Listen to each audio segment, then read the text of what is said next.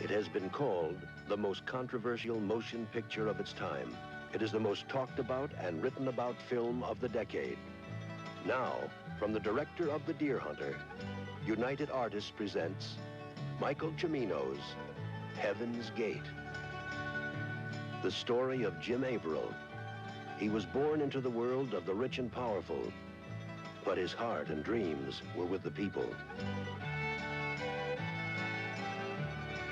Heaven's Gate. The story of a man's love for a woman, for a people, for a land, for a spirit that would never die. Chris Christopherson in Michael Cimino's Heaven's Gate. Listener discretion is advised. It's a jacked up review show. It's a jacked up review show. Jacked up review show.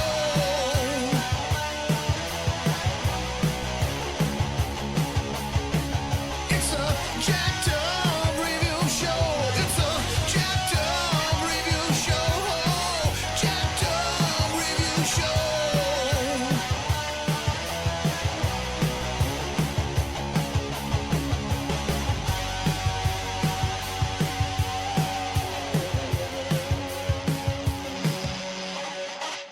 What you said about loud music blaring while people are slow motion. Yeah. In Dirty Harry, they're having shootouts and chases, and there might be a little music here and there, but I miss that. And look, I'm It didn't to the need left. music to carry it. Yeah, I'm to the left. I'm also To the progressive. left, to the left. But I miss the days of movies where you shoot one guy one time and he falls down and you walk up and you shoot him again. You Yes. can't do that anymore in a movie, or else you're called right wing. As long as it's an anti-hero thing, but it seems like Tarantino's the only one who can get away with He non-PC can get away stuff. with anything. And Not even it's- Stallone could do it anymore. They called Rambo Last Blood a right-wing gun fantasy. Well, what do you think all the others were, you idiots? Wasn't it always jingoistic? Yeah. Yeah, And always. you're The right. This character itself. is a good lead into Cimino because he was kind of bashed by his affiliation, but he never really showed any signs of, making movies about his politics. No, he didn't. I mean, it was sprinkled in there, Sprinkled. but yeah. Maybe his female Yeah, characters most- aren't strong, but it's pretty minor compared to other guys where you're like, man, Boy. you seem very twisted and demented and sick, compared to other guys. Yeah. What do you mean his female characters aren't strong? Isabelle Huppert was a whore. Ariane was a... never mind. Your mother was I'm a just- whore. Now we need Sean Connery to Yeah. be in here. Oh, Yeah, right, yeah. Alex Trebek and Connery going at it. Trebek. Yeah. There we go. Well, how You did you guide get us. into the Cimino? I was thinking we could talk about his Social Class trilogy. Let's do it. So again, yeah, he's the Thunderbolt and Lightfoot writer. He co-writes the first two Dirty Harrys, and then Deer Hunter changed everything. Yeah, it did. He changed everything. I first got into Cimino through my papa. who- He ran a theater. He played Magnum Force. Of course, I was only 3 years old. I didn't get to see it. But he brought the poster home, and I thought it was cool because it was an extreme close-up of Eastwood and his Magnum.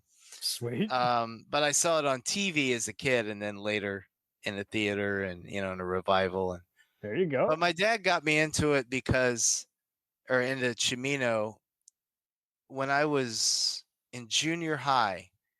He had a 16 millimeter of Thunderbolt and Lightfoot, Sweet. and he had buddies over, and we all went downstairs and watched it. And Let's go I'm like, downstairs. I like that. And because real quick, just because of that movie, I was only 12, 13. Because of that movie, I probably to this day without thinking about it, but I don't buy 6-pack cans anymore. But when I carry 6-pack cans, I always carried it like Clint Eastwood did when they got that beer and went to the water and talked about their plan, him and Bridges. Perfect. Yeah. But that's how I got into Cimino. Perfect. And what a movie to start with. I mean, yeah. I don't count that I saw Magnum Force till I was in my teens because I always saw it on television. It Constantly was in all the cut. film history books, and I was just like, and what's funny is it had the opposite effect. It made me want to see Heaven's Gate. So I see it in college, and I'm like, it's fine. The fuck's the fuss? Yeah. I felt like it was kind of a Waterworld thing where there was enough bad press going on that enough people. I agree because if people would have focused, even in the studio cut, which was messy and sloppily, right, it was last minute. if you would have paid attention, you would have got something out of that because there's so much going on in there. To me, especially when you get to the Sicilian, he's just is kind of doing a lot of the same stuff Scorsese and Coppola especially is kind of doing, where people are talking while they're on a horse and they're illustrating their ethics and what they want to do in their life and foreshadowing that their dream's going to be crushed. So I was just like, okay, I mean, I feel like this is pretty straightforward, and come on, anything with Christopher Walken's worth seeing unless it's some of the post-2000s trash, but come on, Christopher Walken. Unless it's a comedy, because he's not a good chooser of those. I gotta make you laugh. Now, right. The best. Bill Shatner mode from the country. Sorry. No, my dad. I remember we had a Laserdisc player. Yes, I'm old, and this is how he would introduce me to movies. I'd be like, Dad, I want to go buy a Laserdisc at the Laserdisc. And he's like, I'll get it for you. I'm like, you don't know what I want. He's like, yes, I do. What do you want? And I remember one year I was 13 and he bought me the Deer Hunter because I was too young. Shit. And I'm thinking, Dad, this looks like the most boring goddamn thing. What? And I was blown away. And the older I got, the better it got. And the years go on. And it truly is. There's a lot of different political sides on that particular Vietnam movie, but I think it's beautiful. I think it's one of the most heartfelt, so wrenching, but of all the Vietnam films. Yeah, and that and Coming Home. Yeah, right. That and Coming Home the same year. The Christopherson connection. I love it. Yeah. Oh, that's right. With Cimino's enemy, Jane Fonda. Yeah. Yeah, that's weird, isn't it? Yeah. I would have thought they would have both gone along given how radical they are. I would have, I think Cimino might have adjusted his politics to get projects off the ground sometimes. That's a good point. I never thought about it, but he does seem to just be very chill, kind of like in a Dennis Hopper kind of way where he says a lot of things and half the time you're like, well, okay, I'm not sure you know that word. It's a person pride. You keep using that word. I don't think you know what it means, but okay. Do you have the book Cimino that came out a couple of years ago? Oh, I wish I did. It's so good. But would you like to know more? Yes. Yeah, right. They talk about his producer and probably life partner, but nobody could prove it, Joanne Corelli. She was the balls. She was the balls. Like she would fight producers. Price of a Vision. Screenwriters. And you couldn't get to him unless it was through her first. And if I don't have an example real quick, but if I'm a screenwriter and I've done a movie she doesn't like, and I said, his new movie, I think I can do, and she was like, nope, didn't like your movie, get out. You're not even going to talk to Michael. She was that kind of thing. And I think he used her to apparently to unofficial manager kind of. Yeah, to sift through all the detritus, if you will. And well, not really. That's in the back. Wrong choice of the word. Sift through all the crap. To get, and she was right. I mean, look, she was right every time. She brought him, but then no matter who was writing, he would always change it. Fight, and he would fight to have their name off of it. This sounds like the Hollywood director skit on Whose Line? That was crap. Crap. I love that show. Yes. But no, that's wild. So it's changed so much to where he doesn't even want to give him a story credit. That's wild. Yeah, he did. He just wanted a screenplay by Michael Cimino, and other screenwriters are like, it was my screenplay and you changed a bunch of stuff. Yeah, I don't I would need my residuals. And look, the argument about him that's probably planting the seeds of the directors losing their power in the very short time they had it. Oh hell, this is my main complaint about the offer about Coppola's making of The Godfather. They should have Ugh. ended with them saying, "And we refuse to do Heaven's Gate type pictures." They should have gone to that. It would have opened up a whole new chat and said, "It's not just The Godfather that was a movie they had to fight for. They had plenty of other movies they had to fight for decades." Yeah. Unforgiven was in a vault for years. Yeah. Right. That was one of the what did they call them? They used to call them something, but one of the great Blacklist. Blacklist, the great Yeah. unproduced screenplays. There you go. And then we see why. It's brilliant. Hey, I can make another Vietnam connection from Cimino's Deer Hunter Oh. to the Year of the Dragon. Year of the Dragon. Cimino's Year of the Yes. Dragon. Yep. I was hoping to go there. Yep. I'll get us there. Damn it. We're there, baby. Let's do it because whenever anyone asks me, because I'm sure you run into people, hey, I never get to talk to you. What's like a underrated movie that you champion? You mentioned this. My Mickey number Rourke one actioner. is, I've got about 9 Mickey Rourke's, but my number one is always Year of the Dragon. It is the most undervalued movie of Rourke, of John Lone, an undervalued actor, of Yes. Michael Cimino, undervalued score from David Mansfield. The Last Emperor, everything. Yep. Oh God, he's so good. He's so underrated. But yeah, no, that is very true because this is what I call part of Cimino's social class trilogy, the deconstructing. Because you got Heaven's Gate, and he's showing again all these ranchers, farmers who ultimately it doesn't matter how they think or who they voted for. They want the same thing, which is people not messing with their land and the American dream. Here, which is spotty. It is spotty. The American dream. I believe when you. What is the American dream? Yeah. Well, that's what I'm saying. I think Cimino is saying the American dream with air quotes. All you got, hence the name, Heaven's Gate. All you got is your ranch, and then you die. But yeah, Year of the Dragon. I was tempted to put it on an Oliver Stone themed thing, and I said, fuck it, no. Like Scarface, it's an Oliver Stone script, but it's a Cimino film. Right. But in a lot of those speeches, Oliver Stone is very much coming out. Right. He's fighting. He's emerging. But I think what we mainly remember is Rourke's Dirty Harry type persona and the Chinatown stuff. But Stone fights it, but I think 3/4 of the way it eventually becomes a Cimino. This is it. I'll give it to you fast. There's a new marshal in town. Me. I'm tired of all this Chinese this, Chinese that. I got a complaint about you already. You think gambling, extortion, corruption are kosher? You're only meant to shake up the gang kids. You're not special. You're not beyond the law. That is the way the game is played. I've been in the job 15 years. I know all the stories. What Chinese mafia? My heart has been broken 100 times. The investigation's in your mind.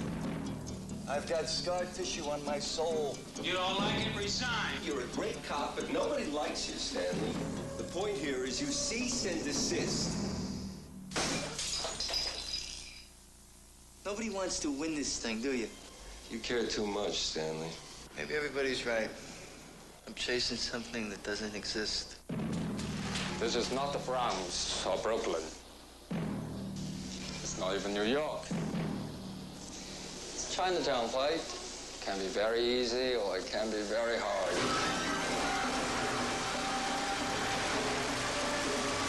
From Michael Cimino, Academy Award-winning director of The Deer Hunter, comes a powerful and provocative new film, Year of the Dragon. Starts Friday, August 16th at a theater near you. I like that you said Dirty Harry, and I don't want people to misunderstand what you said, but you're right on by saying that. He goes rogue. He doesn't believe violent, in any justice system. Yep. And only he's worse than a Dirty Harry. Stan White, Rourke's character, is a blatant racist. Yes. And I like racist. And I like how they don't hide it. They just sum up totally. Is like that's why the film didn't do well. Yeah. Who am I rooting for here? A racist? There's a imprint Blu-ray. There's a Warner Archive Collection one. And what I like about all 3 of these releases is there's different special features on each of them. So Yeah, you might as well have 'em get all. Oh, Get them perfect. all, baby. Yeah. The commentary clips from what I heard clips of on YouTube were pretty awesome because they were just kind of just going straight into just how he wanted the newsreel to introduce the premise versus just having formulaic, detective comes up saying, "Who's dead?" Yeah, right. Yeah. What do we got? That's a big detective. What do we got? What do we got? cuz? Yeah. They're always chewing gum, drinking coffee. I really believe that if someone asked me to list, and I couldn't do it in any kind of order, but I if can't do it, someone, man. I can't do it. I can't.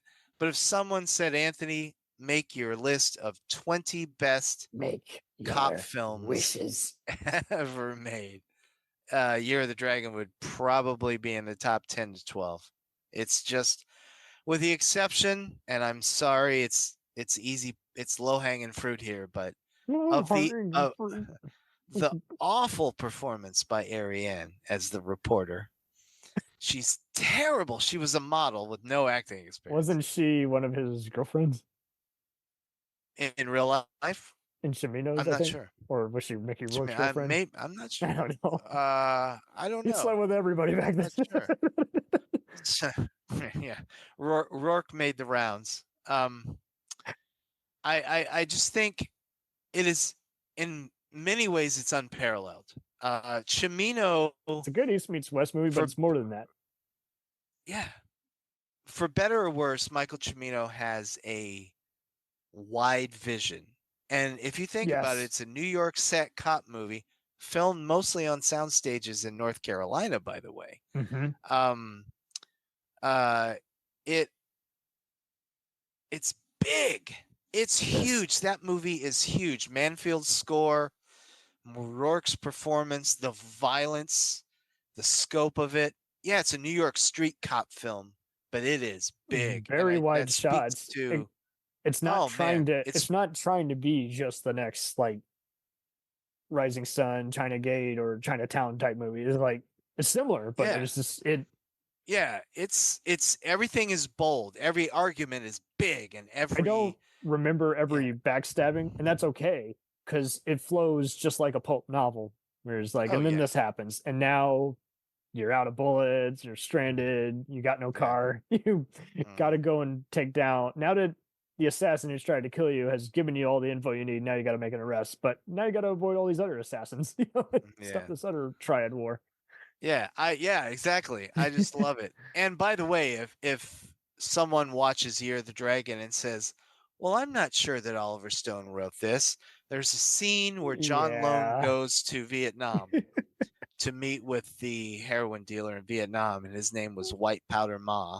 There you go. Stone being a former Nam guy. Yeah, but he ends up, spoiler alert, but you can see it coming. When he has the next meeting with the other Vietnam guys before he leaves, he says, everybody's like, "White Powder Ma, we can't go against White Powder Ma." John Lone puts a bag on the table and pulls out White Powder Ma's head.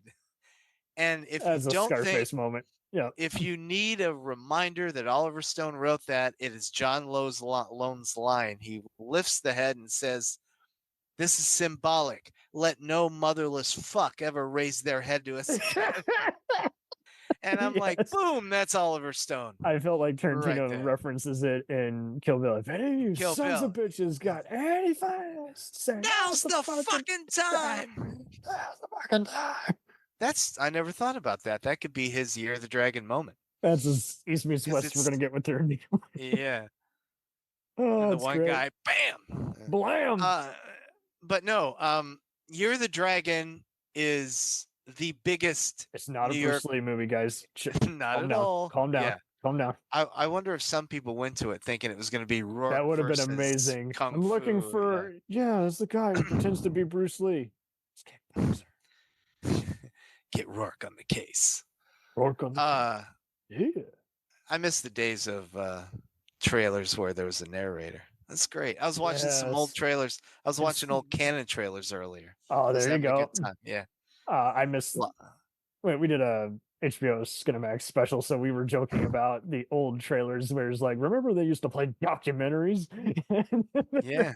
But yeah, I do miss the Hall Douglas kind of stuff, and now it's just awful trance. And I hate how trailers now, if it's an action movie, they'll cut the music to the gunshots, and you know what I mean, like yes, with the flashes of black, and it's not even stylish. You're like, you just confused the hell out of me. and they cut to somebody's reaction shot that you can tell they're not even in the same room of they just took it from another scene, and it's never in the final cut. The cake is a lie. But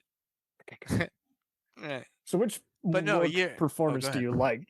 Do you prefer him in these later performances, or do you like him a little more in Heaven's Gate, even though he's part of the ensemble there?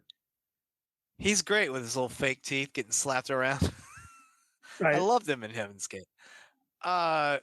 Isabella Huppert, like you mentioned earlier, very underused, very underrated in that. Sam Waterston, God, yeah. You barely recognize him. Same thing with Jeff Bridges. You're like, future, Bridges. Great actor. John Hurt is the drunk. John Hurt probably is the scene stiller there. Yeah. William Dafoe is in there as a guy with no lines. Yeah. He was fired. Yep. He's one of the refugees. Yeah. Like a refugee. Tom Petty. I miss him every day. Yes. I miss Petty every day. Not to be petty, but Heaven's Gate, speaking of Big and Michael Cimino and Mickey Rourke, the social class. Heaven's Gate holds, I mean, I could go through Fellini and Kurosawa and just listen, guys. There's so many. You don't need subtitles. Yeah, right. There's so many great shots in cinema. Jean Cocteau, everybody, Michael Powell, blah blah blah blah blah. Michael Powell, what's his name, who did Close Encounters and other Coppola stuff. Spielberg. No, you mean the cinematographer, Zygmunt. Zygmunt, yeah. I was like, Spielberg? What's wrong with you? What's funny, I just find it so funny because these movies are so striking, so well shot, and this is the same man who shot Incredibly Strange Creatures, a movie not known for its cinematography, and so he's like, hey, everyone begins somewhere. That's true, yeah.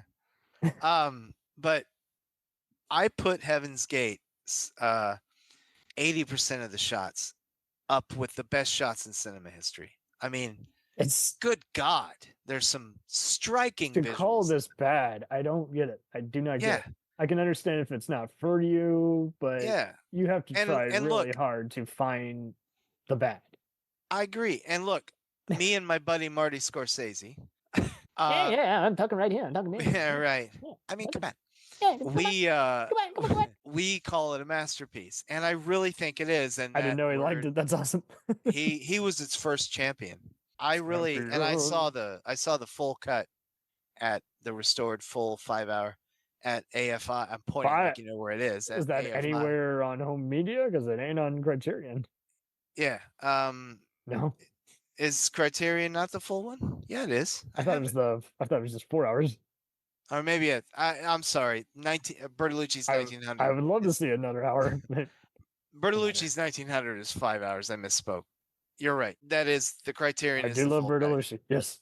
Oh, me too. But I do feel like he's part of that same coin who tracked this without seeming like he's just only in love with the sound of his own voice. I think just like any of these guys, he just pissed off too many execs when he should have said, I'll get it done, man. I'll get it done. Let's share a cigarette. Just something. You talking Cimino? Yeah, he's just something he should have found. I feel like he should have done a Conan O'Brien where he convinces the producers his weird idea is their idea instead of just telling them to fuck off. Yeah, get out of here. I want an Oscar for the Yeah, and that was his problem. He doesn't take shit from anybody. He doesn't take shit, and that's good. Right. But there's a point with studio executives, especially today.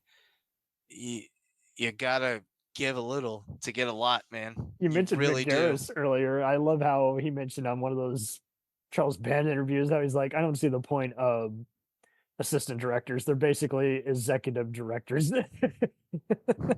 Yeah. They're there to get all the pickup shots that aren't getting done on time. And that's another thing.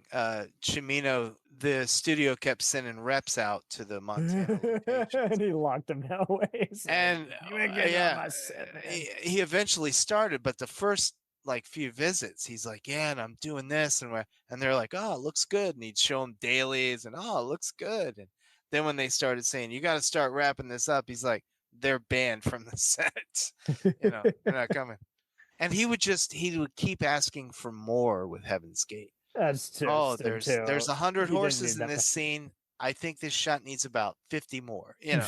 He would just keep building and building and building, and that was his downfall with the studio. He should have just. I feel like he should have done what Jean de Bont did with Speed, where he got pickup shots off the record when no one was looking, Yeah. or some of these other indie filmmakers where they were asking their buddy for money or put their own money into it.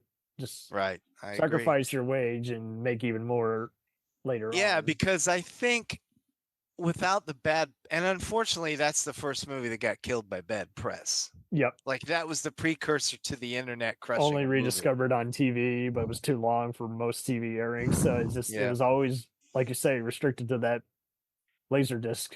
VHS. Yeah. And I think that a lot of people are turned off by the opening Harvard scene, which I call it a masterpiece, but that scene could be sliced a little. I whittle guess. it down. I guess. I mean, people complain about the wedding. I think the wedding's essential in Deer Hunter. So I don't know. The wedding is great in Deer Hunter. I think the ice game, the roller skating in I think everyone's Heaven's Gate is impatient. beautiful. Yeah. I mean, we've lost. I won't get into that. I'll be here all night. And then we did. And now on the sports. No. Yeah. But we have lost something as an audience. Not we, but we. We white man. No, it's people would line up for imagine this. Last Tango in Paris was two people basically in a room, and it was 2 hours and 40 some minutes, and it was a box office smash. A smash. And no pun. Absolutely no pun. No, if you'll forgive the smash. But I mean, nobody would line up for that now. It would get a few weeks in New York, LA, and DC, and it would go to a streaming. Yes. Because streaming, my wife mentioned this the other night. Taking a piss, yeah, a bit of water, a stream. Yeah. I'm talking. She didn't. I saw a press screening of Killers of the Flower Moon, and she hadn't seen it, and it finally hit Apple, and it was a night of wind and ice, and the power in the area kept going out. Oh, and we'd start it, it'd stop. We'd start it, it'd stop. Yeah. And it finally righted itself in the last hour and a half, and it's a 3-hour movie. Yep. And when it was over, I'm like, well. And she said, it's okay. And I'm like, what? But she said she wants to see it again sometime because it's hard to watch a movie like that way. And my point to what you were just saying, if that's how people watch movies now when they're streaming, your mind never 100% focuses. So how do you know you're taking it all in? You really don't know. That's like when I'll text a buddy or something and, hey, what are you doing? Oh, I'm in the middle of a movie. I'm like, well, then how did you know I texted? When I try to, unless I'm looking up something for the movie, my phone is turned face down and the ringer's off. It only comes out during a TV show where I want to make notes. I don't mind about that. Or if I'm rewatching this episode, it's too painful. When I'm watching an at-home screener, I'll pause. But you're right. Yeah, yes. there are many reasons that movies like the ones we are talking about won't get made much anymore. Mm-hmm. But now that I hate to say it, COVID killed deep movie watching. It really did. What's deep, man? It's awful. Deep? It's scary. I thought you just had to rip off Star Wars for another time and put something shiny in there. It's deep. That's what Snyder did. It's a deep enough burger for me to consume, right? That's what we're doing this for, right? All that red meat. Yeah. That's a good point. People don't even want the burgers and fries anymore. They just want little sliders. I want the burger with the lettuce wrap with all that mayo made from avocado. Oh, baby. Right. Oh. No, it's a sad state of movies. Like Cimino wouldn't even have a career right now. Not Pacino. That'd be great. He should have worked with Pacino. Yeah. Pacino, I would have loved to see that. Pacino could have used it in the 80s. Right. After Scarface, he kind of got lost for a little bit. Yep. So I don't know. Let's make some sense of the Desperate Hours remake. Michael Bosworth has expensive tastes. Man is not a gentleman unless he knows how to mix proper martini. A beautiful woman. She's the only person that I'd die for. And a conviction for murder. The guy is a maniac. If they can catch him. I'm getting really angry. Desperate Hours. Hey, I just don't want to break up our happy family here. Rated R. Starts Friday at theaters everywhere. There's some good elements. I'm still mixed on this. There are some damn good elements. I own it on Blu-ray. I love Mimi Rogers. I love Rourke. I love Hopkins, although he seems to be in a different movie. He is in a thank you. I was about to say. I don't think he kills the tone. We're mentally connected. Mentally connected. David Morse and Elias Koteas are great. I forget. Yes. Again, Morse is so underused, and this is when he's becoming the Walter Hill guy on brief small stuff, kind of like Ed Harris, and you're just like, man, but that's David Morse. He is doing something, even though you would never suspect. That's the guy from all these cult TV shows and all these blockbuster movies like The Negotiator, and he's like, that's David Morse. I love David Morse. Doesn't everybody love David Morse? I hope so. I hope they do. I hope someday he'll get a part where he'll get at least a nomination. That'll be the day. And then the internet will say, no, it must go to Lego Movie Free. Right. I think Movie Free. The way you introduced Desperate Hours is perfect, because you didn't say, so with Desperate Hours, or moving on, you said, let's try to make some sense of his Desperate Hours. Because it's better than... And that is the perfect way to say it. It's better than the Woody Harrelson movie, which I have seen many times and I want to like, but I can't. I tried it 3 times and I just don't know if I can ever do it. It's so clumsy. And The yet, Sun Chaser. It's a great cast. Michael O'Neill, John Cena, Harrelson. Oh, man. Even the other female bit part guys, but it just feels like another one where he just said, and that's it. And I don't care if it makes sense. It is so heavy. I don't know if there was an editing thing but the Sun Chaser is definitely at the bottom of the Cimino list. Yep. Is it garbage? I'm not sure. I can't answer that one way or the other. It's not good, but it's not garbage. I shouldn't say garbage. It's not the kind that you need a plunger for to eviscerate, but it is one of those you're like, I want a re-edit of this. I want release the Cimino cut. No. Yeah. Oh God. I don't know what but the Desperate hell happened Hours. There. I never thought that was like top Bogart, but it was worth a watch because it was one of those. It's good. I mean, it was good for its time. It was just one of those. It was one of those pre Dog Day Afternoon, Die Hard in a House type movies, and this one I feel is trying to. It's wild how this came out before Ransom by Ron Howard. It feels like it's going for that same kind of, again, social class, everyday man threatened by violent criminals but that car chase scene when he's escaping, that is gorgeous. With all that fantastic fire reflecting off his eyes. How do you get an A+ shot like that? And obviously I'm a Mimi Rogers head, so I love her in this, but I thought Lindsay Krause was great too. Oh yeah, Miss Former, David. It's a bit of a strange performance from her, but it's a good one. I mean, I don't know if she wanted to play it more reserved or I'm not sure what she was doing actually. I don't think she was being given because Cimino was more worried about how it looked, I think. Yeah. So I don't know how much of this is him telling the actress what to do versus we're here for you, bud. I will say how I just praised that he's one of the last filmmakers that has that kind of visual scope. It worked against it worked against him a lot in the Desperate Hours remake. Sometimes it was too big and too much. I'm like, bring it down a little. This is an intimate thriller. No, that's a good point, because he's not. Yeah. While he's in our top filmmakers list, I don't feel like he's like Friedkin, where even if he's full of shit, he still makes it work because he believes in the adventure. He commits. Yeah. But Cimino, yeah, it does seem like there's a lot of cooks in the kitchen, and I don't know how much of that is reshoots versus studios saying you can't have any more money. I don't know.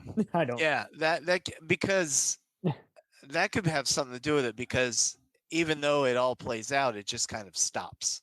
But it was a perfect material for him to glass on, because much like the original, it was about criminal with a second agenda, and much like the rich people who don't deserve this money, it's commenting on all this stuff. Oh yeah, he still has his message in there. But I think, like many movies around this time, people were so distracted by the over the top, guns pointing at each other and topless people. It's like, really? That's where we are now?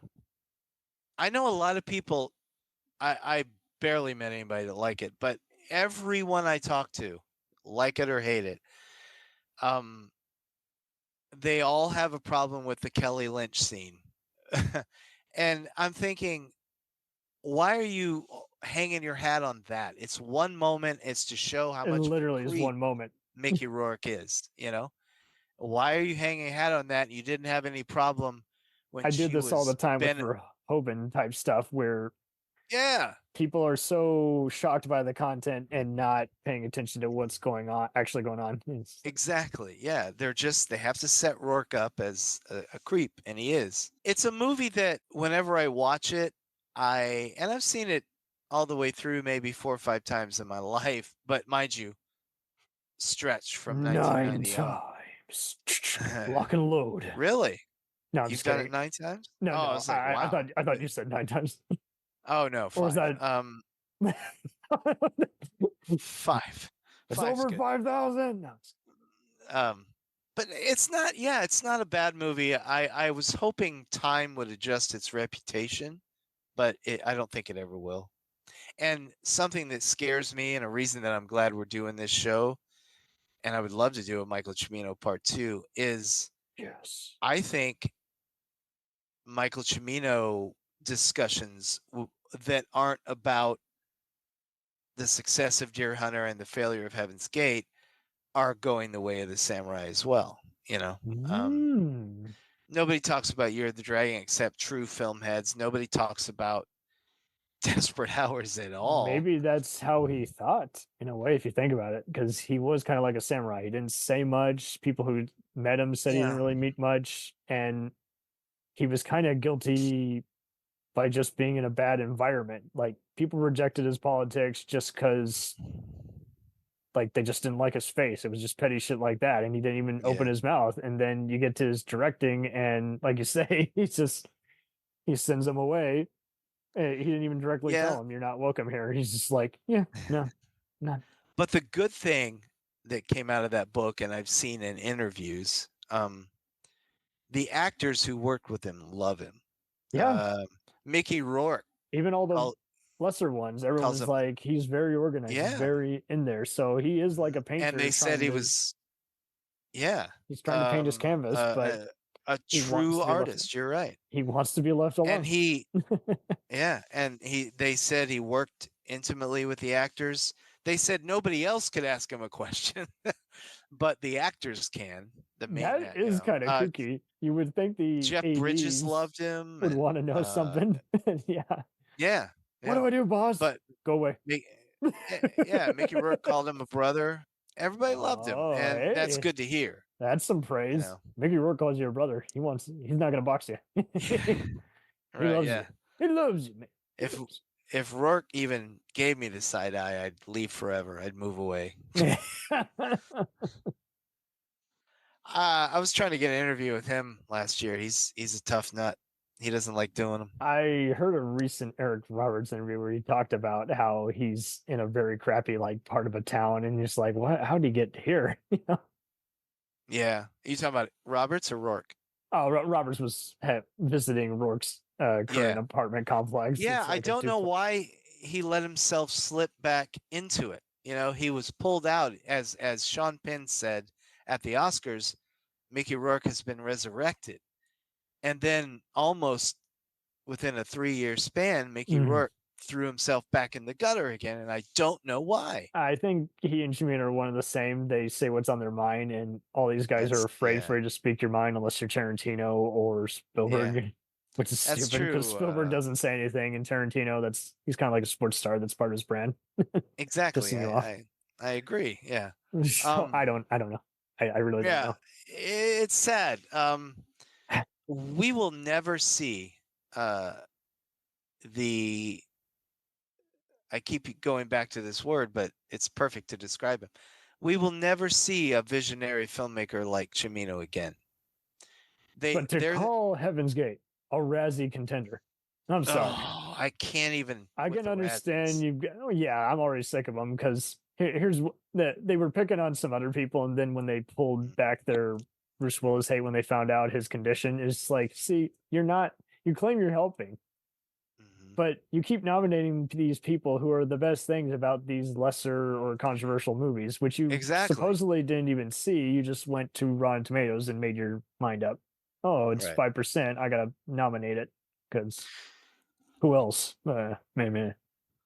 Yeah, no, I agree. I don't get it. It's It's dumb. unfathomable. I hate the existence of the Razzies. That's a whole nother And it sucks conversation. because, like, as far back I want to say as '97, they were still kind of clever. Like, worst on-screen couple, Seagal and his guitar, and on Fire Down Below. That's Fire funny. Down Below. But then you get all this other shit, and you're like, how were they the worst thing about that movie? Exactly. I used to look at their nominees every year. I don't even look anymore. On-screen couple. I just Oh, it's don't bad. care. Like, it's pretty much Yeah. post Twilight 50 Shades. They just went for like anybody whose face they literally don't like. But like, Yeah. When that guy came out and he still hates De Palma and Stallone to this day, it's like, you saw them on a film set. I don't think you clearly don't know what goes into a movie. Exactly. I don't. We're in a culture now where Or they have ego, so therefore they must suck. I'm Yeah. like, okay, what does that mean? Exactly. I don't know what that the current culture is crush it. You know? Snappy McSnap. Yeah. The That current sounded like crush. snarf. You kind of did actually. Snappy McSnap. No, that's just the current way. Let's knock it down. Let's tear it down. And what I hate hearing, hey, did you hear how long the new blah is? I don't care. If it's good, I won't notice. Yeah. Excuse me. Remember the days where you rent something like Gettysburg from the library? Yeah, right. Insert. There you go. Insert tape 2. Yep. Good Blu-ray, by the way. I'm going to revisit Gods and Generals. That's an episode for another day. Yeah, exactly. But it is funny how we still see now people are getting into the I had this stuff, but I don't feel like taking it out of the case. I'm like, bitch, please. If you like it, you're going to take it out. Or then they get into something and leaving Netflix in 10 days. I was like, you had 3 years. You got no excuse. Exactly. But now you're not going to watch it because I don't want to open the case. Right. Yeah, no. I still got a car CD player, so what do I know? So do I. So do I. It's not I've going away. I've got Sirius. I've got the CD player. They say newer cars have worse safety ratings, and yet that doesn't stop people from saying, I'm sick of this car. I'll buy a cheaper, crappy China or German model. Right. I mean, look, I love America, but all my shit's Japanese, so deal with it because it's better. Japanese. I really think I so. really think so. Yeah, really it's think better.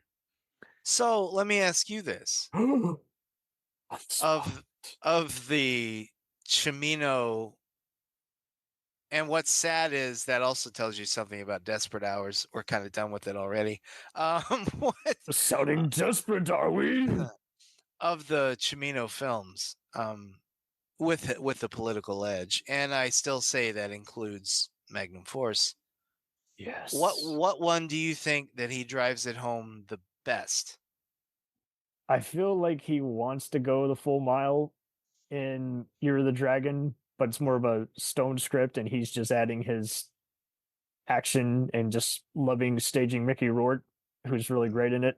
But I do feel like Heavens is the way to go. Even though Deer Hunter is the more readily agreed upon, better known one, it's also as much seeing De Niro in action, as well as a survival movie and a blue collar tale. So there's a lot of things there, but I do feel like Heaven's Gate, just like you were mentioning earlier, with the actual horse riding and much like The Long Riders, it does a good job of showing how people walk and talk and just in that day and age and enter a saloon and are basically a posse even without realizing they're, they're a gunfighter gang. I feel like that is his most Coppola-esque movie as well as his own authentic voice. Yeah, and I'd throw in John Political Ford. movie. Definitely I'd throw John in- Ford. Yeah, John Yep. Ford. Yeah, he's the And not same just kind of because deal. it's a Western, it's what he's saying about America. Right. Yeah. No, I don't think he storyboarded. If he did, I apologize. I'm sorry, I did not know. But I always get a shot list fill from him. It's like, yep, just like the John Ford thing. And if it's 5 pages over, or if I can't get it done, fuck it. I'm throwing it out and I'm moving on to the next scene because I feel like it. Yeah. Right. And yeah, I agree. I mean, Deer Hunter, of course, but my answer is also Heaven's Gate because for me, I he looked at my is sheet. Are you cheating? No, I'm just kidding. Right. Cameron likes Heaven's Gate. Okay, I'll go with that. No, I'm going to recall my vote. I was not in the right frame of mind. Oh, election day's over. Fuck. Damn it. Host one. I'm writing in a critic zero. vote. No. No, I agree with you about Heaven's Gate. For me, because Starship Enterprise. he's planting the seeds in that movie of what America, of the hypocrisy that America is built on. Yes. And I think the message is strongest in Heaven's Gate. They're gonna, if they land, I feel like half of them are gonna, if you want to, dare I say, bring in life and death into this conversation, many of them are bad people who want redemption. I feel like they're gonna mostly end up in purgatory, though. I think Walken's character's in purgatory. Yeah, for sure. Because And he's introduced you know as what? a villain, but you understand him, and you're like, yeah, he's just, it's Hatfields and McCoy. It's not what it looks like on the surface, even though, yeah, you've done some shit things. But I think, and I think you might know this or not, I'm a big Old West, if you will, historical nut. The Johnson County Wars, which is what that is. It's inspired by it. He turned it into a canvas, an artful canvas to show. I'm trying not to sound pretentious. No, but this is totally a museum tour guide. You're right. Yeah. No, I know. He turned it into an artful, visionary look at the hypocrisy of the building of America and the bodies that it's built on. Yep. And you could swap out the immigrants for the Native Americans. It's the same thing. And it was going on at the same time. Yeah, no, it's Deer Hunter is my favorite Cimino directed film, but all of the messages, political, social, socio-political, that he has in all of his films came together in a perfect storm in Heaven's Gate for me. And apparently you too. Yeah. I hope people will continue to revisit it over the years, because instead of, didn't it make the biggest flops? You didn't lose any money on it. Why do you care? Exactly. And also people need to understand what that means. I think a lot of people, I think that's why Waterworld is so hated. I love it, by the way. Isn't it sad that it took a mega fan using his torrent footage to re-edit it? Yeah. Yeah, I'm going to take the God TV edit and the theatrical edit, and I'm having to make more sense. I know, yeah, it's fantastic. But I think people who, quote unquote, aren't in the know, that movie sucks. Yeah. Like, Waterworld, I remember when I it heard that came movie. out. Yeah. They're like, I hear that movie sucks. You didn't hear it sucks. You heard it was a big flop and had a lot of problems. Yeah. There's something different there. Mixed I think reviews. It's a damn good film. It's not 10% like Battlefield Earth, where no one knew what they were doing and they just threw shit to see what's done. Andrew Stevens will do that sometimes. Franchise Pictures is definitely the canon films of the 2000s. Fun Andrew fact. Stevens. Yep. Yeah. I knew Beverly Gray, who worked for him, and he said he directed a lot of his movies in the buff with only a sock. Really? Oh my Because he god. did all those stupid Shane Tweed movies. Anyway, Yeah. we're talking about quality here, not trash. Anyway, Yeah. Oh, I was just gonna say real quick, if you don't mind, a little self-promotion here. on self-promotion, Esoterica Cinema. In 2021, I had a screening of a documentary about all the late night cable erotic thrillers. It's really, really good movie. And I don't remember the name of it, but it's really good. Oh yeah, that one. I think Yeah. I saw it. Yeah. In between the should know that. static. Yep. Yeah, right. In between the lines. Ooh, I see one. Yeah.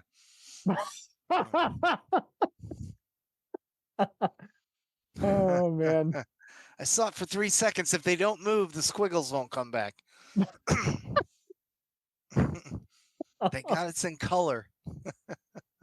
We don't hear that kind of stuff anymore. Then orders something with, but it's got 2 big name stars and big budget. We'll buy it. Yeah. The internet age doesn't know the struggle. Oh my goodness. How do we get from Cimino to Skinamax is what I want. I'm sure you heard the Dragon plate on there a bunch. I don't know. Probably did. By the way, a fun game with Year of the Dragon. There's a game. And again, don't get me wrong, I love it. But game. take a drink every time Mickey Rourke's hair color changes a little bit. Is the hairdresser that inconsistent? Was he wearing a wig? It's very, because he's supposed to be almost fully gray because he's supposed to be in his 50s. And in some shots he's full gray, in some shots he's salt and pepper, in some shots there's barely any gray. Yeah, it's no consistency in the hair, but who cares? It's a great film. If with that's the most dialogue. If that's the most you're gonna get pissed off in a movie compared to all these I paused my Blu-ray and all the glasses are inconsistent, come on, let's pay attention to the movie. Exactly. Yeah. I remember William Friedkin had it. I don't care if the guns change between shots. Just show me the money. Show me the character journey and the chaos. Right. Chaos reigns. William Friedkin said something once that was pretty funny about that kind of thing. He said his AD said that we got to shoot that again. And he said, why? It was perfect. I want to print that one. And he said, you could see the camera when the car drove by. Oh, reflected on the door. Was this on Cruising or French or? I don't remember which movie it was, but he said, who gives a shit? They know we're making a movie. That's great. He said, unless you can see the boom, print it. That's a great Billy. Excuse me. Yeah. So that's. He's a journalist, I swear. I like that. And yeah, you're right.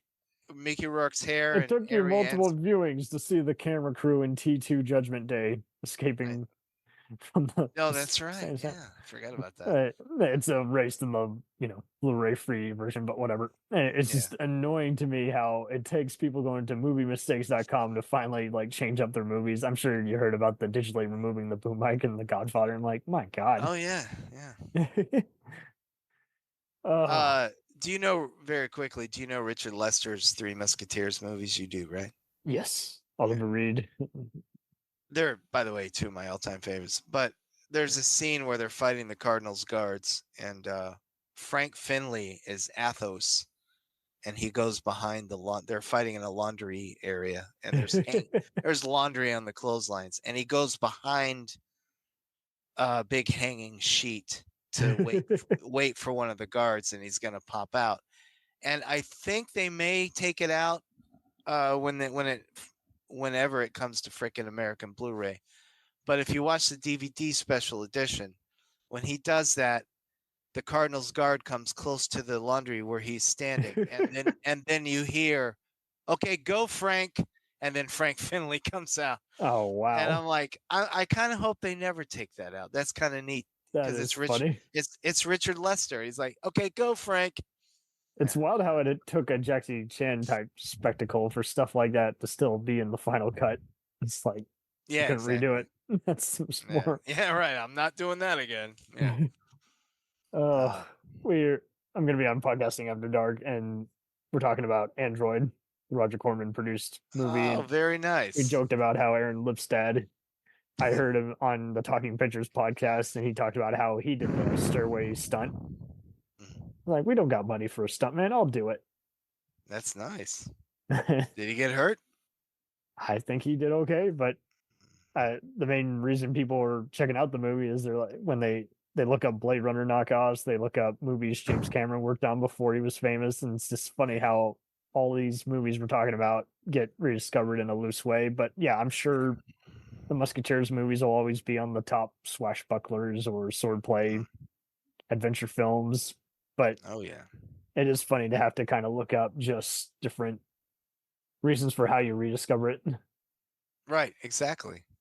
It's like, how did you hear about this? I don't know. Did I win did I win, was on the mailing list? That was a thing back then. Was I on Exactly. a video store? So funny. I think I still owe Columbia House $9,000 something. Oh shit. Columbia House. Those are the days. Those guys are ridiculous. You never had to pay them. You just kept ordering. Put a different name, but the same address, they'll deliver it. There's the check cleared. Let's go. I didn't even send one. I just got a bunch of free albums. Did you use a pager to make the order? I don't know. I was before pagers, unfortunately. Oh shit. I was in high school in the 80s. I had just gotten my license. This was before Hollywood Video and all those other ones. Yeah. Okay. Yeah. I had everybody video. There were video stores everywhere. They were all mom and pops. There were no chains yet. And we used to have to wind up our cars. Yeah. I used to have to sit on the running board.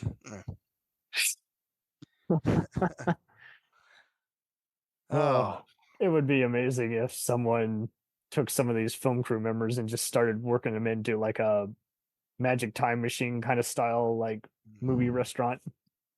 That'd be fantastic. You know what I'd like to see? Just a show that nobody would watch but us, where they get old crew members of the movies in the 70s and, just sit down and just eat, drink, and tell stories. Perfect. With AI, they could do maybe what they were doing on Tales from the Crypt back then, make it look like someone's talking to some other famous filmmaker recreated. And I want every episode to be 3 hours. There you go. Zemeckis, get on it. That's all we ask of you. Yeah, like a 3-hour, what was it called? Table of Five with Jon Favreau. Oh. And see, when I see what he does with all these Mandalorian making of, and even in the Revolution special features, I always looked at him like, he's just doing his Table for Five thing. Reignited. He is. I never understood why that show was only 30 minutes. I'm like, you have Dennis Hopper, you have Did all these someone do a spit take? What's going on here? Yeah. And sometimes one of them barely speaks. I'm like, maybe it should be Table for Two. I don't know. And I always hated it when he had his buddies and somebody big. Like it would be him and Billingsley and Vaughn and Dennis Hopper and James Caan. I'm like, no, let them all shut up. We only have 30 minutes. Yes. It's too bad that Cimino didn't do more public interviews. Oh, could you imagine him being on Letterman? I'm sure he would have pulled a Sheridan and say, I'm going to kick your ass. Maybe he'd be like Abel Ferrara on Conan and is like, I don't even want to be here. I think he would be. But I think he'd be more poised, more poised. I think he would be more like he would give uninteresting answers and then they would cut to commercial versus. Yeah. I don't think there'd be any chair jumping, though. No, I don't think so. I don't think so at all. Unless you want that. I don't know. I don't know what you look for in an interview. I would, hey, if it would mean he was alive, I would totally pay to see Michael Cimino's chair jump. I'd pay to have Drew Barrymore on the desk. I'd pay to have some of those others, but I would probably be like Day, where I'd be like, get that Crispin Glover fucker away from me. Oh, God. Stop stomping on my desk. Right. Yeah. I tell you, there's a good actor there in there somewhere, but he's maddening to listen to. Oh, my God. That's my problem with a lot of these interviews. Half the time I'm like, I like you, but man, you could not be more awkward right now. I wish Yeah. they got you at a time where you were ready to do this. And if this interview took 5 hours to make, then damn. I don't, Yeah. I And don't he's know. apologized. Crispin Glover apologized for Yep. that. He said he didn't say I was on drugs, but he kind of said he was on drugs. I'm not guilty. I'm kind of Yeah. Show me you're on drugs by not showing me you're on drugs. The Letterman episode. How many Yeah. fingers? Oh, that's not fair, man. Yeah. You said you weren't on drugs. Cimino was also not a drug user in a time when almost everybody did it. I So thought that was, John Cena said he was smoking a lot of stuff, but that was like near the end of his run. I think, like, I think that was the only way 'cause- he could cope with I'm doing movies that won't ever be seen. yeah, I think in the 90s, I don't know what was going So it on. took breaking him mentally, like you say, for him to just say, fuck it, I don't care anymore. Yeah, he didn't. But he was working on stuff until the day he died, which is cool. A lot of but his unmade movies that never got made, I would love to have Oh seen. my God, me too. So many of them. I will check out this 2022 book to reference. I don't know how that flew under. Kind of like his movies, not good promotion. It's like, right, yeah, exactly. Fittingly under promoted. yep. But like you say, there are so many ironies in his movies that deserve 5-hour chat in of themselves. So I don't know why anyone just doesn't want to give them a chance, other than, like you say, just 50 million people said back in the day it sucked ass. I'm like, okay, that doesn't mean anything. Yeah. Blade Runner was hated back in the day. People like it now. Fight Club was hated back in the day. People like it now. Yeah. Hey, Citizen Kane was hated back in the day. It's a Wonderful Life flopped back in the day. Yeah, Wizard of Oz. Yeah. Wizard of Oz, which had like 30 directors. Yeah. I always forget that it made no money, and it wasn't until Turner Broadcasting bought it that it was a yearly tradition. So yeah, I mean, I can't say it enough that Cimino deserves not that I think resurrection is a good word, because everybody has it in their Deer Hunter seems like one of those movies. It's in my pocket. Everybody goes for Apocalypse, Platoon, Full Metal I Jacket. get annoyed at how they bring up Deer Hunter. I will always see people either referencing again the roulette or the acting. It's just like there's so much more in there. There's more to it than just the amazing like helicopter shots and even just the jungle shots where nothing's happening. I get a feel of uneasiness, but yeah, it's more than just the wedding, the free leads, the war violence, and all the other shocks. It is all about the deconstructing of a person and how they are many of them want to keep doing the same thing until the day they die. Then they do something different, and now they don't know what they want anymore. And there's it's an amazing shell, and then there's so much more amazing inside that shell. Mm-hmm. But most people only concentrate on the shell. Yep, because how dare we open up the yeah, we don't like to be told that America is hypocritical and racist and destroys so I'm quoting Marilyn Manson of all people in one of his great songs We're From America. He says I'm gonna flub the line, but he's talking about abortion. He says oh damn, he talks about, he doesn't say it like this because he rhymes the next line I'm about to say, but he says, we're against abortion. We need them to grow up and fight our wars, we won't kill our unborn. We need them to grow up and fight wars. That's what he says. There you go. And that's and that is in the Deer Hunter. I mean, not the abortion angle, but we want you to go fight your war, and when you come home, hey, sorry, good luck. Top of the morning to you. Yeah, right. Get out of our way. We don't want to see you if you've been hurt over there. If you're okay and you still look cool, come to all the ceremonies. But if you've been injured or you're mentally unstable because of what happened, we turn our backs on you. And that's all in the Deer Hunter. It really is. It couldn't be there any louder, any more clear cut. And that's what people need to get out of that movie. And really, like I said earlier, pay attention to that final shot. Yeah. It's not cheesy. The God Bless America. It's I not noticed a cheesy. lot of people seem to be insensitive to war movies. I mean, come on, those are some of the only movies Riff Tracks won't do. Yeah, Are we right. just not just losing our maturity? I mean, I can understand if Oh it's yeah, a I think Rambo knockoff, but I see so many other people, they will Yeah. laugh at war movies and I'm like, I want to leave. yeah. I don't want to be in this crowd. I saw Glory, the if we're safe to air high school version multiple times, and I would every once in a while see just rude people during these movies. I'm like, what the fuck is wrong with America? Yeah. That was the odds. I think I don't know about now. exactly. I agree with you. We have lost our maturity, but we've also, and this goes back to what we were saying, we're not going to see movies of this ilk again. We have lost our ability to self-criticize. Yep. We can't do that. And Oliver Stone has spoken about this. We need to do away with American exceptionalism because Yep. that's what gets us broken Vietnam veterans and Bingo. broken families and broken human beings. Mhm.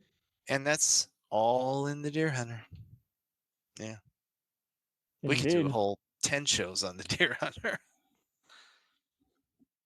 If only. Yeah. Only everyone will come out of their shell. All right. So I hope that people will. I hope he'll be one that continually gets rediscovered. Because Listen I think to the message, not how they're saying it. exactly. Because I think unfortunately, he is. Paul only- Schrader called movies a late woke, and everyone was like, "Oh, he must be one of those crazy other guys." And it's like, no. Listen to what he's actually saying there. He is talking Exactly. about movies that are trying to have an agenda, but that's the only part of the story. And obviously, he doesn't like anything with special effects because he's old school that way, and that's okay. He is, yeah. He doesn't have to like what you love. I'm seeing people explode. Oh my god, can you believe Gary Oldman doesn't like his Harry Potter performance? I'm like, yes, he's close to it. It's like, how good an actor he is. He critiques performances he doesn't care about. Harrison He Ford will probably- never understand Star Wars. That's okay. Yeah, He exactly. didn't say you don't have to like it. He just said, I don't get anything from it because I lived it. Right. Yeah. No, I agree. Why beat a dead horse? Why do this? Yeah, exactly. Unfortunately, for many people, You and I must hope- agree with me or I'm gonna shoot up a school. exactly, that's the mentality. But Can you believe unfortunately, he said it? Oh.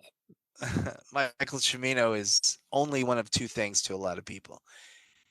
Or, I mean, he's only two things to a lot. He's the guy who did The Deer Hunter and the guy who screwed up, and I say screwed up with air quotes, Heaven's Gate. That's all people know about. Yeah. That's I all was people wondering know where this is about. going. I'm like, oh, Yeah.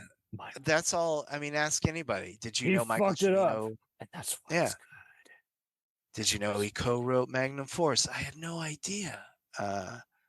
Oh, I didn't know Thunderbolt Heaven's Gate. Lightfoot was Is his. that boring ass movie that made the bottom 100? It's not in the bottom 100. Well, I heard it sucked. Hearing amounts to rumors, which amounts to hearsay. Right. And You that's know- another thing. If somebody hears a movie's bad, they just don't go. Well, why don't you make up your own mind? You think I wanted to go see Top Gun Maverick? You think I did? I went and I loved it. I have no free will, Anthony. I can't think for myself. Yeah, right, exactly. You think my wife didn't have to drag me to Top Gun Maverick? Oh, man. I loved every bit of it too. And as soon as it started with Danger Zone, I said, this movie is going to suck. And, and 30 seconds later, I was having the time of my life. Yeah. Does every movie need a Kenny Loggins score? No movies need a Kenny Loggins score. Okay. Hey, let me just put it this way. Without a Kenny Loggins song, I'm all right. All right. No, just joking. Because I'm a bit of a not Dirty Dancing. What's the Kevin Bacon hit film? Footloose. Footloose. I'm a bit of a Footloose. Yeah. I have a soft spot for Footloose. Because it's the same thing, essentially, where it's Yeah. stop obeying your insecure Stans and Karens. Exactly. Yeah. And no one ever talks about how religion ruins everyone's life, but music brings them together. That's true. They just Yeah. focus on the music brought them together. I'm like, yeah. Also, because they didn't listen. Exactly. They listened to the Yeah. Cimino And had that's his why. Yeah, that's why. And what you just said, that's why Michael Cimino is, his star doesn't shine as bright as it should. Oh yeah. Yeah. Criminal. He does crime I fully dramas, believe but it's criminal. The crooks, man. It's crooks. Yeah, it's awful. It's really awful, but I get can't. this with Verhoeven, where I see people who have only seen his free sci-fi Hollywood hits or Basic Instinct, and that's it. They haven't seen any of his They Dutch haven't- work, so they miss all they that haven't seen Jean The de Fourth Bont Man. camera work. Yeah, John Yeah. McTiernan, same thing. Oh, I saw Predator and Die Hard. Did you see some of his other stuff? You might like it. William Friedkin, same thing. Oh, Exorcist, French Connection. Did he do a Tales from the Crypt episode? Yeah. But he's done other stuff. He's done other violent cop movies, serial killer movies. He's done everything. Right. How Yeah, he dare has. you know their body of work? But I can understand if it's a other beloved actor where really all it took was that one movie. And it's like, so, okay, yeah.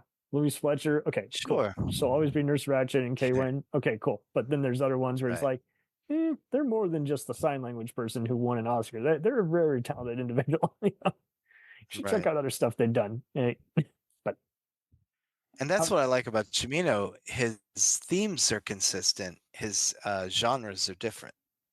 that is also true. And compared to someone else, like I saw some good articles when we lost a few of those comedians of last year, and they talked about how they didn't say unrealized potential, but they kind of said like they were great, but they were kind of stranded in one kind of area. And he did get a chance to play around with all kinds of other fireworks compared to other guys who you're like, I'm waiting for him to kind of stretch himself. This says a lot for someone who had literally no financial freedom. So yeah, that's good. Yeah. And Freakin' very quickly was the same way. Unfortunately, just the and different, it's like, come on, myriad man. of genres he worked in, and he was successful in So all ballsy. of them, I think. Yep. Yeah. I see some cynics who act like, oh, he's not good after another point, and I'm like, I don't think it's as divisive as say later Lumet or Argento, although you should check out some of their stuff too if you're a big enough fan. But it's just like, yeah, no, I freaking is still very diverse. He's still pretty much got up to to do his everything. final film, the court martial. There's a remake of It the was Came so Mutiny good. Court Martial. So good. Yeah, I mean, he still had it, and he's remaking an already great movie that was already had a great remake by Robert Altman. So right. I bought it off doing his Amazon job. that same day. I was like, He's outstanding. Yeah, he was. That was a hard loss. Yeah. And you know what? So is Cimino. And yep. Freakin' will be talked about, unfortunately. No offense, I love Freakin', but unfortunately, more than Cimino, and that needs to be rectified. Well, and Cimino needs to be. We need to get beyond the whole 3-hour movie jokes, like you said earlier. I'm just like, okay, and yeah, like that's his signature. That's his style. You don't joke that this football player's this kind of quarterback persona or only good at this kind of touchdown, do you?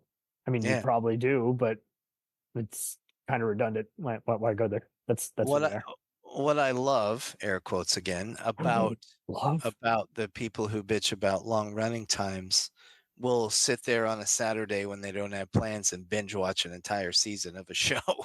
Yeah, they definitely become contrarians. Don't get me wrong, there's some addicting TV, but there's plenty of other ones where it's like, nope, reject, delete all episodes off the DVR. But yeah, then there's other ones where it's like, yeah, okay. And this is why I didn't even get into Breaking Bad for the longest time, because all I saw were potheads talking about it's the best thing ever. Well, that's what they all say under the influence. And then I saw it, and I'm like, okay, I like this psychological breakdown. It's not in everyone's top. It wouldn't be in my top 5, but it's up there somewhere. But when Saul came out, I'm like, okay, there's no way this is going to be good. I'm like, yeah, I like it in its own capacity, but it's a different oyster. It's a different show altogether. It's like the X-Files or Millennium argument, like right, apples and oranges. Goodfellas or Mean And they were Streets. both very tasty. Yeah, There you exactly. go. Indiana Jones or Poltergeist. Well, they're different.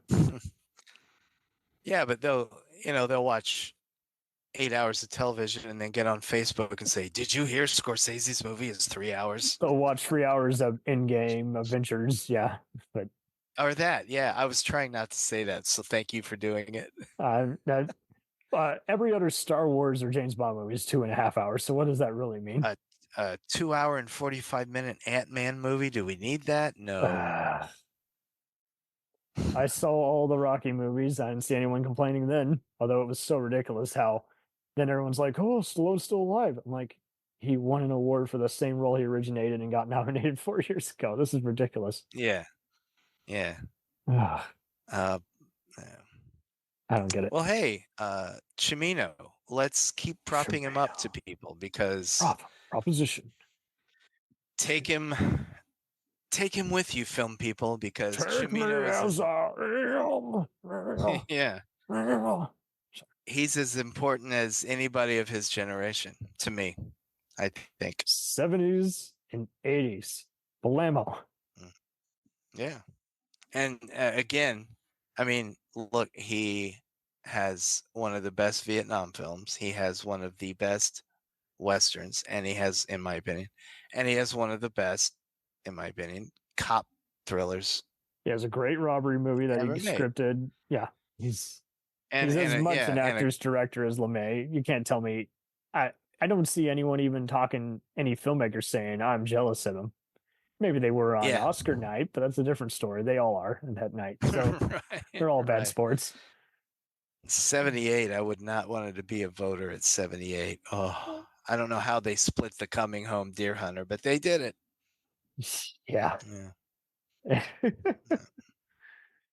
That would have been There's a plenty tough of call. reform to make for the Oscars. There's no telling what'll happen next, but I don't know. Yeah. With everybody showing that they missed the point of science or weren't listening to Star Trek very well, there's no telling what movies will be misinterpreted next. I'm getting all pretty sick of the whole, "Oh, Ice Age looks like shit now." I'm like, it didn't stop you from watching it the last 20 times.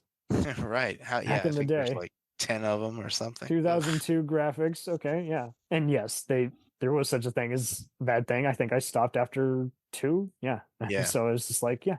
But I think that's the other problem, the sequel machine. And that's why I love doing these franchise things. I never know where anyone's going to land. I never know where it's going to tape off for someone or divide someone. And so that's why with all these other new shows that are coming back and fixing the shit that wasn't good, like Mandalorian's telling it better than George Lucas ever told it. These new Star Trek shows are fixing the flaws in the 5th and 10th Trek films. Right. Before it makes sense. Hey, let's explain the whole Spock half-brother thing and better than Shatner ever could in his lifetime. And then no kidding. And then let's so you can actually appreciate it better now that you got that missing oyster and you don't have to wonder why everyone's wearing Highlander or Mad Max uniforms. But yeah, then you got all this other stuff. So in my mind, any character can be redeemed unless their name is Scrappy Doo. Any movie can be reignited unless it's just, again, there's too many music video visuals or just too many cooks. So I don't know. And that says a lot for a guy who was working multiple times with Oliver Stone. And don't you find it funny that Oliver had issues with him? Yeah.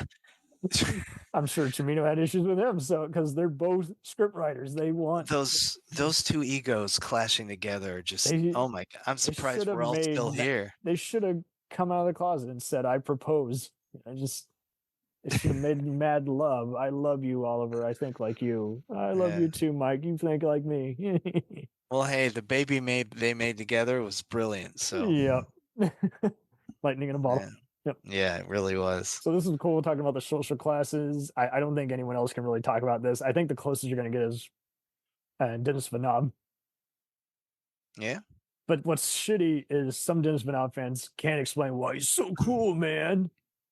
I think they watch something like Sicario or Arrival and they get blown the fuck away, but it's almost like a Christopher Nolan crowd or Jordan Peele crowd, and then it's mixed with like the mainstream art house crowd. who've seen his earlier movies from Canada. So it's just like That, I don't. Yeah, that's well said about him because Because he's like the only one I you're think who right. can get away with it. Because there's other people too who are He- like, he sucks. I don't like him. He walks the Ridley Scott balance. And Ridley You know, Scott, yes, ba- Michael Mann, Ridley Scott. The crowd pleaser versus the art. Yep. Yeah, you're right. Yeah, he really. Because I see wish other ones. Cimino would have got to that level. I guess, but I still see people being accused of being self-indulgent. I'm like, what does that word even mean anymore? Yeah. I think self-indulgent now means you're criticizing a good filmmaker's movie. I can understand if you are just bored or you like how it looks, but you feel like the story's been told to death. If it's the billionth take on Sherlock Holmes or Robin Hood, but then I'm even more mystified on when, again, I think we gotta even just peel back what 3 or 4 hour movies we do or don't like. I mean, I like Lord of the Rings. It did not need to win every single Oscar that year. So I agree.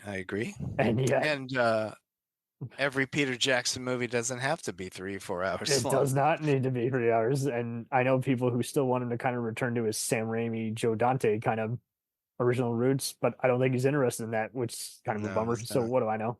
I feel like everyone involves different. I still say his best movie is Heavenly Creatures. I love the Lord of the Rings films, but man, Heavenly Creatures is so good. Yeah. Melanie So Linsky, good. she's kicking ass here on Yellow Jackets, so she's kind of she is phenomenal. I love her to death. Yep. I do. Smart broad. Yeah. Yep. Yeah, smart broad. I love it. We're not PC. It's a compliment. You're right. James Caan still said broad until he died. One of his last interviews on Mark Maron's podcast, he's like, there was this broad, blah, blah, blah. I love that dude. Me too. And see, that's what pisses me off too. I see people, again, trying to talk shit about older movies. They're like, it's such an unconvincing fight scene in The Godfather. I'm like, it took you, again, 5 times to notice that. Yeah, exactly. I've seen people do it with other movies and shows. I'm like, stop it. I love spotting the stump double or the boom mic. Stop ruining the experience for me. Stop it. It's fun sometimes. It really is. When unintended, yeah. Yeah, it's fun when the car in Bullet goes around the corner, loses a hubcap, goes around the corner, and the hubcap's back on it. I like that stuff. Yes, the car putting itself back together like a transformer is always hysterical in those early Marco Lester 80s films. But then you even get into the actor, if you look close enough, is reacting before the blanks go off. I do applaud Antoine Fuqua and Martin Campbell for doing kind of the Walter Hill aspect of they approach every movie as a Western and then they mask it with another genre and then they use a mixture of CGI blood with blanks still. So I don't know. Yeah, Walter Hill's relying too hard on the CGI blood lately, but yeah, unfortunately. But I'm not gonna tell him. They gave us one of the best TV pilots ever in the form of Deadwood. So yes, he did, and one of the best first seasons. There you go. But you got Tales from the Crypt, but technically they filmed that out of order. But hey, good episodes. All right, great podcast if you want to listen to how not to make a movie. I don't know that one. Yeah, so that's by the head writers Gil Adler and A.L. Katz, and they are produced by Dads from the Crypt, which are also awesome. If you ever want them on a show, they'll probably do it. Fantastic. They have interviewed everybody from Romero's protege, John Harrison, to I love Harrison. Yeah, to all these other cool cats, and Russell Mulcahy, and just like all these guys who you're like, they have done a mishmash of merc work, hired gun stuff to workmen to their own distorted, crazy cult movie visions. So yeah. That's cool. So have we played out Pacino? Yeah, Cimino and Pacino. I mean Cimino. I'm sorry. Cimino. So I think I'm getting sleepy. Cinta Cimino. I promise you. Speaking of that, I will. On my list of people to hunt down on IMDb Pro, Michael Brest or Martin Brest is on the list. Martin Brest. Yep. One of my favorite comedy filmmakers. Yeah. In his time, he was so good at what he does. Yeah. Just amazing. I don't know the reason why he stopped, But I mean, I know he had Yeah. a couple of failures He financially. did like but a Playboy interview and he still didn't give away. All he did was hint what went wrong on his final movie. But yeah, it's like he refuses to say what happened. Is like, dude, I want you to talk about Going in Style, Midnight Run, even Meet Joe Black. Why? How did you make all these crowd pleasers? Why did you get fired from War Games? You're so good. Yeah. No offense to him. I'm kind of glad he did. I really love what Badham did there. Yeah, no, don't get me wrong. Adam's good in his own right, but I love how much like Joe Dante, he's very blunt. He will say what's on his mind. Yeah. Yeah. The summer of '83, Badham gave us both War Games and Blue Thunder, and I think that's pretty amazing. Thank you, Right? John. Thank you, John, for doing that. Yeah. It's so funny how both he and Dante have done TV work. And Dante's all up front. He's like, "Pays the bills." And I love how Badham's like, "Anything can be interesting with me on it." I'm like, I love it. I love it. I love it. That's true. Maybe that's a future show because he's an underrated director, Badham. You'll be happy to know I knew someone in junior high who sang his praises. Very nice. So someone out there, someone knows in the 2000s, was a fan of War Games, Oscar, maybe even Beverly Hills Cop Free. I don't know, but they were a fan. They were a fan of the bet. We don't need to be a fan of that one. I know. I'm joking. I'm just glad they're making a fourth one to erase the stain. So, and I love John Landis. Don't get me wrong. I love Oscar. I think Oscar is a highly underrated comedy. Oh, that's right. That was Landis. Whoop. I said Landis. Yeah, my bad. You did say bad. That's all right. I knew you were off. I got you back. Landis did do some of the best episodes of Psych. That's what I hear. But you'll always I can't stand that guy, so I never watched it. Oh, damn it. I know. Let me send you the best episode. Okay. There's a whole one. Yeah, Peacock. Yeah, I do. Yeah, okay. I have them all. All right. Let me look up I'll show you. Send me a link and I'll get on that. I'll show you the Kung Fu episode. Okay. All right. But yeah, we'll always have Blues Brothers, Coming to America, Trading Places. And For Me, Into the Night. Another Into the underrated. Night, I think it's so good. Yeah. Right. Always good having you on here. You want to promote your show? You coming out with any new stuff? No. Nah, no, I'm just kidding. I don't care. Enough about me. You're doing a Jay Leno. Yeah, well, it's a good show. I write for 3 places now. You can find my reviews and articles at screencomment.com and themoviereview.com and now filmthreat.com. I'm writing for all 3 places. And our podcast, Essentially Cinema, is coming back in 2024. We stopped it and we're reshaping it and we're starting fresh in a couple weeks. Sweet. I'm not covering Sundance this year, unfortunately.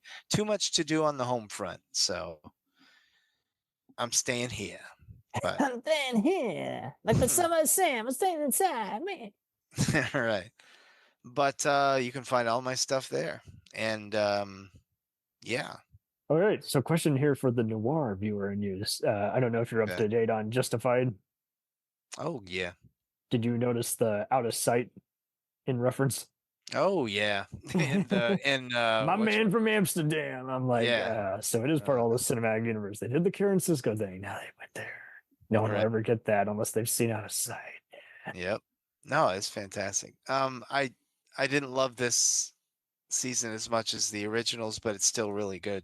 Yeah, for me, it was kind of a Take It Expendables comeback, but it was a whole different oyster. I'm like, there's something. Yeah. It's different. It works on that level, but I still prefer when he was in Kentucky beating the shit. Yeah, I was just about to say he needs to be in the South. And you know what? I think they should make a Justified movie, and Walter Hill should co-write it and direct it. I mean, Justified is Walter Hill. Come on. That is a action orgasm waiting to happen. Oh my God. It really is. And even though, yes, it's Elmore Leonard. I'm to the Oliphant. I love working with that guy on Deadwood. We should get him. Yeah. Yeah, that's right. They did work together. Yeah. What's Well, this has been good. I hope we overdue, man. We're so good. Okay, so you got to go to bed soon. Sorry. overdue. Well, all right. No worries. I hope we got Cimino out there to the masses. Yep. 2-parters, man. Split Yep. up. Yep. Yeah. All right. Perfect. And I will be back as soon as you invite me. Right. Well, we'll have plenty of other stuff on here. Well, we'll keep working with the different schedules, and the beauty of it is we can't expect to get all these reviews all in at the same time. So sometimes we'll do our favorite moments. It's kind of like a sitcom. What are your favorite running gags? Just something that it's a brief chat that still cuts the mustard. I'm down as long as I'm not. Hey, I'm just happy the last time we had to cancel was your fault. Yep. Oh man. Because it's always me. Oh man, I need to stop being called into work for once in my life. Yeah.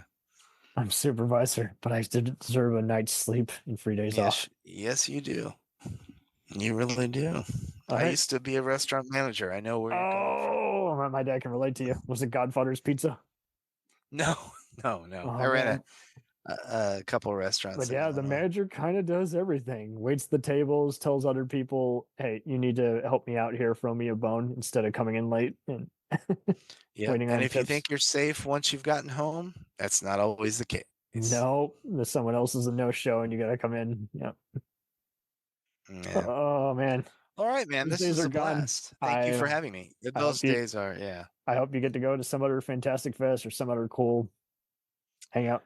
I'm looking at Santa Barbara this year. I did it 2 years ago. Sweet. And I did Tribeca last year, so I'd like to do that again. There we go. Got to get my credentials in. I'm trying. Renew. All right. Well, all right, man. Well, thank you. Have an awesome San Francisco car chase down there. Oh, right. Yeah. Over the hills. I'll keep my hubcaps on. And if they fall off, don't worry. They'll be back on again. No bananas in the tailpipe. You got it. No bananas in the tailpipe. Peace and love. All right, man. I'll talk to you soon. Thank you. Keep wiping the floor with movie reviews. All right, buddy. I'll talk to you soon. We'll return after these messages.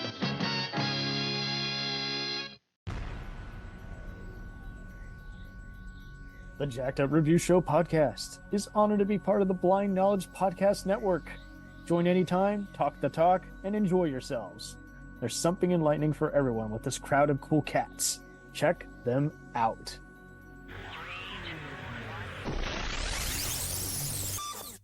Hey, it's Brent Pope, the host of Breakfast with Brent Pope. You've seen me on some of your favorite TV shows saying things like, "Give it up, Jimmy. You got to sink this putt to win." On Breakfast with Brent Pope, I sit down with guests from the entertainment world, and we do it all over breakfast. Or should I say Brentfast? Every week on Brentfast, you get inside Hollywood info and tips, great breakfast recs and booty debates. Most of all, you get the most delightful 30 minutes of your week. So dig in. It's Brentfast time. Listen at Brentfast.com, Apple Podcasts, or wherever fine podcasts are found. Do you ever find yourself thinking about who would win in a fight between Goku and Superman? Hi, I'm James Gavsey, and on the Who Would Win show, me and my co-host Ray ignore anything important happening in the outside world and debate fictional battles between characters from comics, movies, and video games. We got a new show every week, and almost always am I the winner. Yeah, not true, Ray. In the past, we've discussed such matches as Captain America versus Darth Vader, Solid Snake versus the Iron Giant, classic matchups like RoboCop versus Terminator, and even the Muppets versus Sesame Street. That one was crazy. So if you're a fan of geek culture and love a spirited debate, check out the Who Would Win show wherever you get your podcasts, or check us out at whowouldwinshow.com.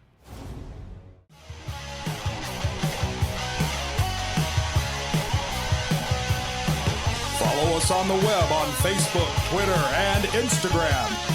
The podcast is available on Podbean, Spotify, iHeartRadio, Anchor, Apple, and anywhere else podcasts are available.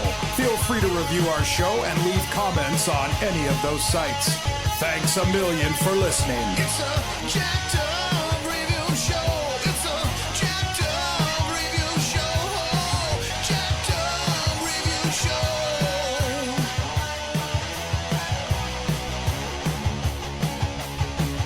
It's a jacked